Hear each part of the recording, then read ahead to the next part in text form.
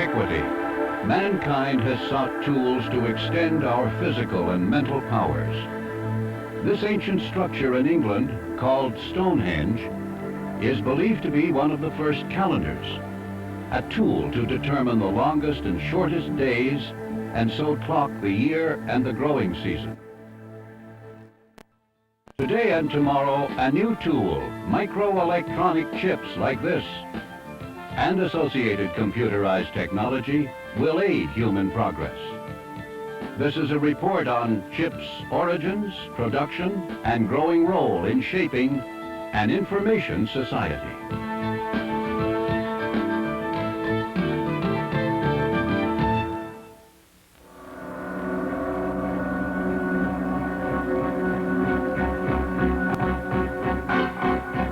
The first counting devices, fingers, were simple but limited. At the start, large quantities were immeasurable.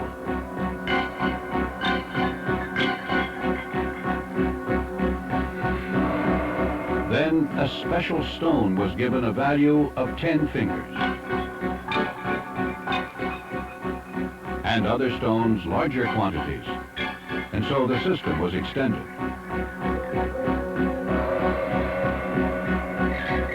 Counting with objects led to the development of the first counting device, the abacus, about 500 BC.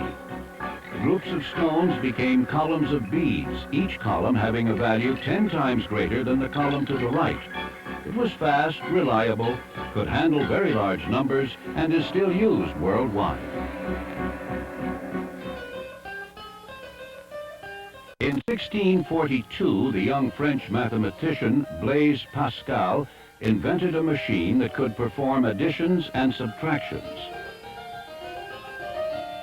Geared drums registered numbers, and ratchets carried tens from one column to the next.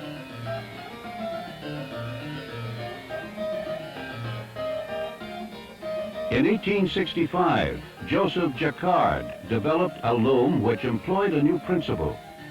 His loom was automatically controlled by a series of punched cards whose patterns regulated the rise and fall of particular thread rods. Different sets of cards were used to produce completely different designs. The new loom operated much like a player piano, weaving and music making broken down into a series of small tasks automatically controlled. Moreover, by using different sets of instructions, the same machines produced completely different patterns.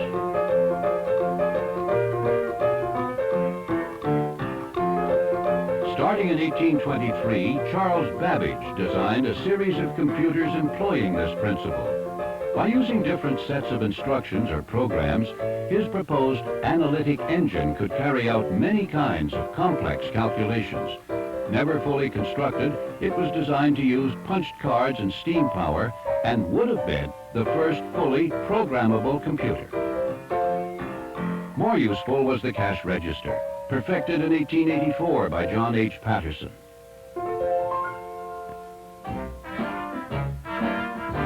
By the 1930s, electric circuits were being tested as replacements for computers' mechanical parts. A single vacuum tube's on or off current would record a 1 or 0. A larger number of tubes wired together would be used to make complex calculations.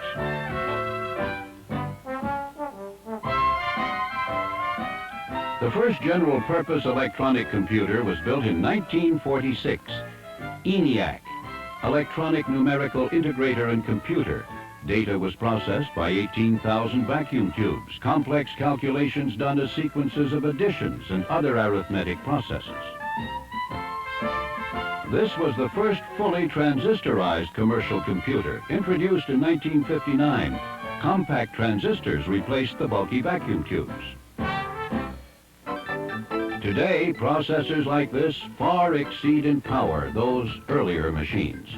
At its heart, carrying out the functions of thousands of vacuum tubes and other components, a tiny etched chip of silicon. Such chip circuits are designed in layers with the aid of computers. The circuits, shown here in large scale, resemble street maps of a great city, which are then reduced to the size of postage stamps. The designs are converted to tiny photographic masks, projected onto discs of pure silicon, and photo-etched into the surface layer by layer. Wafers are then cut up into individual chips, wired and packaged. Although minute, the chip operates much as earlier computers and the abacus did. Numbers in the form of electric signals are shuttled or processed, controlled by other stored signals called the program. The end result is an output signal, a calculation solution, machine instruction, video image, synthesized sound, or other answer.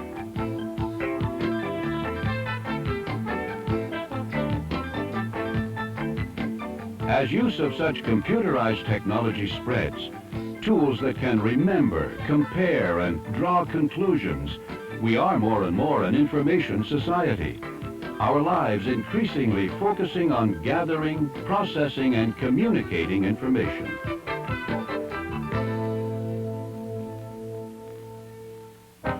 One major area of such computer application has been industrial functions, beginning at the factory gate check-in. At this aerospace factory, plant floor computer terminals monitor quality control, movement of materials, and work in progress. Such computer systems are becoming as common as shop tools and forklifts. In addition, industrial robots are coming into use, sensor-equipped machines that can carry out complex, repetitive tasks. The industrial potentials of microelectronics are exemplified by the space shuttle, a highly advanced robotic system designed to do a complex, demanding task that in many ways resembles a computerized chemical plant or electronics factory. Like tomorrow's industrial plants, the shuttle functions as a tightly coupled network of computers linked to sensors and actuators under control of a few human operators.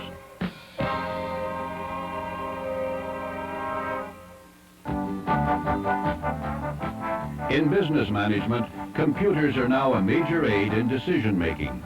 Linked by a communications network, they become powerful company-wide information systems. As enormous amounts of new information are added to every field, computer skills, and professional ones, are increasingly inseparable. Transactions in banks all over the world, for example, are more and more often handled by large financial computer networks, linking branches throughout the nation, processing thousands of transactions per hour. Computerization is leading towards tomorrow's electronically integrated office, eliminating retyping, manual filing, sorting, and similar routines.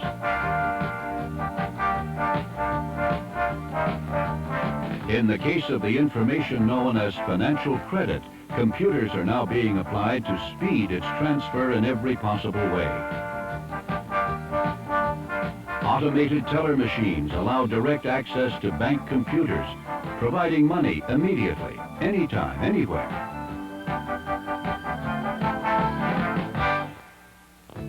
The information society is also transforming personal life, applying computer power to better answer each individual's problems and needs.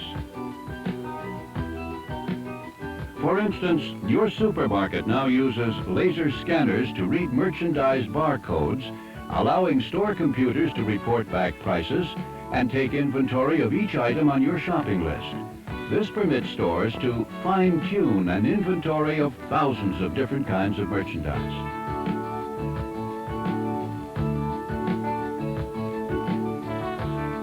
Similarly, many sales clerks now use a control processor that continuously records sales, inventories, and other data, thus improving service.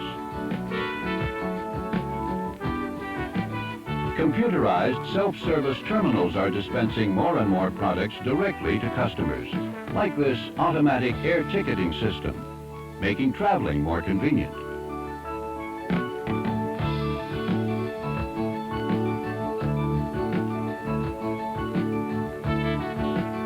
Hotel guests are now checked in by computer, and its central hospitality systems monitor and bill all in-hotel transactions.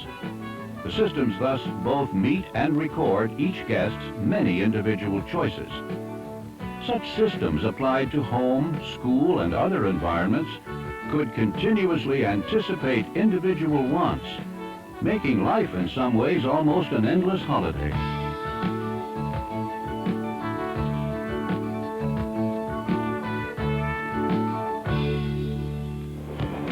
Advanced information systems also save time when time is a matter of life and death, as with hospital systems, which speed delivery of vital services and offer instant access to critical individual care data, keeping medicine organized, efficient, and responsive.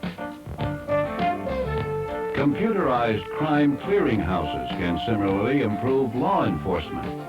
Here, a suspicious vehicle is computer identified as a recently stolen car and pursued.